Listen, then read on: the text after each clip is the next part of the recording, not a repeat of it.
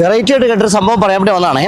എല്ലാവരും ഇലക്ട്രിക് കാറുകൾക്ക് പുറകെയാണ്. ഭൂരിഭാഗം പേരും മലയാളികൾ ഇപ്പോൾ ഭൂരിഭാഗം പേരും പഴയ കാറുകൾ ആദ്യം എടുക്കുന്നത് കഴിഞ്ഞിട്ട് പതുക്കെ പതുക്കെ എല്ലാവരും ഇലക്ട്രിക് കാറുകളിലേക്കും ഹൈബ്രിഡ് കാറുകളിലേക്കും മാറി തുടങ്ങി. അതിന്റെ ഭാഗമായിട്ട് കേട്ടൊരു ഞെട്ടിക്കുന്ന വാർത്ത പറയുകയാണ്. ഇതിന് ഇൻഷുറൻസ് ഒന്നും ഇതുവരെ ഒരു കുഴപ്പമില്ലായിരുന്നേ.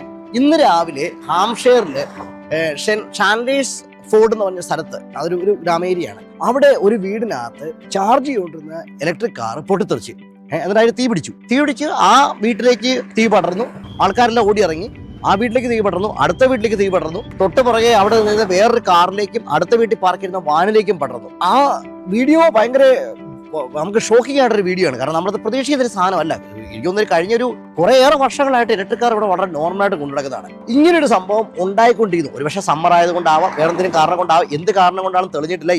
ഈ ആ വീട് ഏതാണ്ട് പൂർണ്ണമായിട്ട് കത്തി നശിച്ചു. ആ വണ്ടികൾ മൂന്നും വെറുതെ ചാരം മാത്രമായിട്ട് ഇരിക്കുന്നത്. അത്രമാത്രം ഒരു നാശനഷ്ടം ഉണ്ടായി. ഇലക്ട്രിക് കാറുകൾ എന്തുമാത്രം സേഫ് ആണ് എന്നുള്ളതിനെ കുറിച്ച് ഇപ്പോൾ ചർച്ച തുടങ്ങിയിട്ടുണ്ട് ഇംഗ്ലീഷുകാർക്കിടയിൽ. അവരുടെ ഫോറംസിനകത്തേക്ക് കയറി നോക്കി എല്ലാവരും ചർച്ച ആരംഭിച്ചിട്ടുണ്ട്. അപ്പോൾ ഇത്രയും നാളെ രാത്രി കിടക്കാൻ നേരത്ത് ഇത് കുത്തിയിട്ടിട്ട് രാവിലെ പോകുമ്പം എടുക്കുന്നതേ ഉള്ളായിരുന്നു. ഇതുവരെ ഒരു കുഴപ്പമില്ലായിരുന്നല്ലോ. പിന്നെ ഇനിയിപ്പോൾ ഞങ്ങൾ എന്നാ ചെയ്യേണ്ടത്?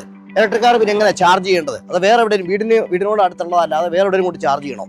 അപ്പോൾ അതിന്റെ പേയ്മെന്റ് എങ്ങനെ? ഇത് വീട്ടിൽ നിന്ന് കുത്തി ചാർജ് ചെയ്യാനല്ലേ ഈ സംഭവത്തിന് കൗതുകവും ഗുണവും ഉണ്ടായിരുന്നു ഇതല്ലേ എന്നൊക്കെയുള്ള ചർച്ചകൾ ഓൾറെഡി തുടങ്ങിയിട്ടുണ്ട്. നിങ്ങളുടെ അറിവിലേക്ക് പറയുന്നു, ഇങ്ങനെ ഒരു സംഭവം ഇവിടെ ഉണ്ടാകുന്നുണ്ട്.